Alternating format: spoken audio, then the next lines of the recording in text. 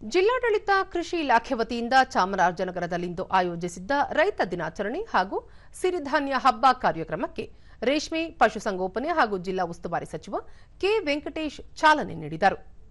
ಇದೇ ವೇಳೆ ಸಿರಿಧಾನ್ಯ ಹಾಗೂ ಕೃಷಿ ಯಂತ್ರೋಪಕರಣಗಳ ಪ್ರದರ್ಶನ ವೀಕ್ಷಿಸಿದರು.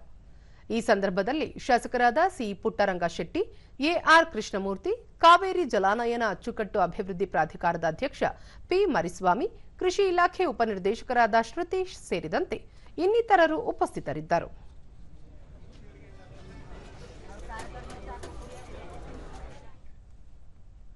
ಬಳಿಕ ಕೆ ವೆಂಕಟೇಶ್, ರೈತರ ಹಿತರಕ್ಷಣೆಗೆ ಸರ್ಕಾರ ಸದಾ ಬದ್ಧವಾಗಿದ್ದು, ರೈತರ ಶ್ರೇಯೋಭಿವೃದ್ಧಿಯೇ ಸರ್ಕಾರದ ಆದ್ಯತೆಯಾಗಿದೆ. ರೈತರ ಸಮಸ್ಯೆಗಳಿಗೆ ಸರ್ಕಾರ ಸ್ಪಂದಿಸುತ್ತಾ ರೈತ ಪರ ನಿಲುವು ಹೊಂದಿದೆ ಎಂದು ಹೇಳಿದರು. ಆತ್ಮೀಯವಾದಂತಹ ಭಾವನೆ ಯಾವಾಗಲೂ ಸದಾ ಇರ್ತದೆ.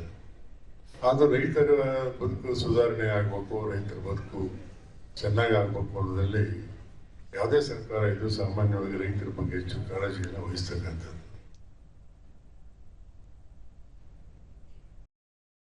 ಸಿ ಪುಟ್ಟರಂಗ ಶೆಟ್ಟಿ, ರೈತರು ಇತರೆ ಬೆಳೆಗಳಂತೆ ಸಿರಿಧಾನ್ಯಗಳನ್ನು ಬೆಳೆಯಲು ಮಹತ್ವ ನೀಡಬೇಕು. ಇವುಗಳೊಂದಿಗೆ ಪಶುಸಂಗೋಪನೆ, ಹೈನುಗಾರಿಕೆ, ಮೀನುಗಾರಿಕೆಯಂತಹ ಉಪ ಕಸುಬುಗಳನ್ನು ಕೈಗೊಂಡು ಆರ್ಥಿಕ ಲಾಭ ಪಡೆಯಬಹುದಾಗಿದೆ ಎಂದು ಹೇಳಿದರು.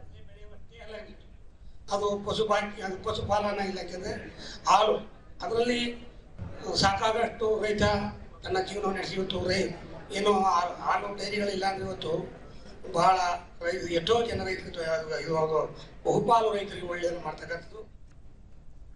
ಎಆರ್ ಕೃಷ್ಣಮೂರ್ತಿ, ರಾಜ್ಯ ಸರ್ಕಾರ ರೈತರ ಕಲ್ಯಾಣಕ್ಕೆ ಒತ್ತು ನೀಡುತ್ತಿದ್ದು, ಕೃಷಿ ಭಾಗ್ಯ, ರೈತ ಸಮೃದ್ಧಿ ಯೋಜನೆ, ಕೃಷಿ ಪರಿಕರಗಳ ಖರೀದಿಗೆ ಹೆಚ್ಚಿನ ಸಹಾಯಧನ ಸೇರಿದಂತೆ ಹಲವು ರೈತಪರ ಯೋಜನೆಗಳನ್ನು ಪರಿಚಯಿಸಿದೆ.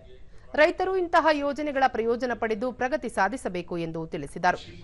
ಯೋಜನೆ ಕೃಷಿ ಯಾಂತ್ರೀಕರಣದ ಸೂಕ್ಷ್ಮ ನೀರಾವರಿ ಘಟಕಗಳಿಗೆ ಹಾಗೂ ಹಲವಾರು ಕೃಷಿ ಪರಿಕರಗಳಿಗೆ ಇವತ್ತು ಸಹಾಯಧನ ನೀಡುವ ಮುಖಾಂತರ ನಮ್ಮೆಲ್ಲರಿಗೂ ಕೂಡ ಪ್ರೋತ್ಸಾಹವನ್ನು ನೀಡ್ತಾ ಇರತಕ್ಕಂಥದ್ದು.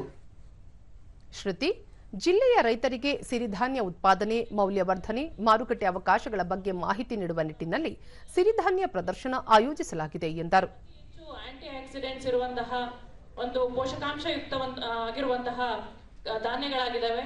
ಈ ಧಾನ್ಯಗಳನ್ನ ಹೆಚ್ಚು ಬೆಳೀಲಿಕ್ಕೆ ಪ್ರೋತ್ಸಾಹವನ್ನ, ಅದನ್ನ ಯಾವ ರೀತಿ ಉತ್ಪಾದನೆ ಮಾಡಬೇಕು, ಉತ್ಪಾದಕತೆ ಯಾವ ರೀತಿ ಜಾಸ್ತಿ ಮಾಡಬೇಕು, ಮಾರುಕಟ್ಟೆ ವ್ಯವಸ್ಥೆ ಹೇಗೆ ಮಾಡಬೇಕು, ಮೌಲ್ಯವರ್ಧನೆ ಹೇಗೆ ಮಾಡಬೇಕು ಅನ್ನೋದನ್ನ ತಿಳಿಸೋ ನಿಟ್ಟಿನಲ್ಲಿ ರಾಜ್ಯಾದ್ಯಂತ ಎಲ್ಲಾ ಜಿಲ್ಲೆಗಳಲ್ಲೂ ಸಿರಿಧಾನ್ಯ ಹಬ್ಬವನ್ನ ಆಚರಣೆ ಮಾಡ್ತಾ ಬಂದಿದ್ದೇವೆ ಜಿಲ್ಲಾ ಮಟ್ಟದಲ್ಲಿ.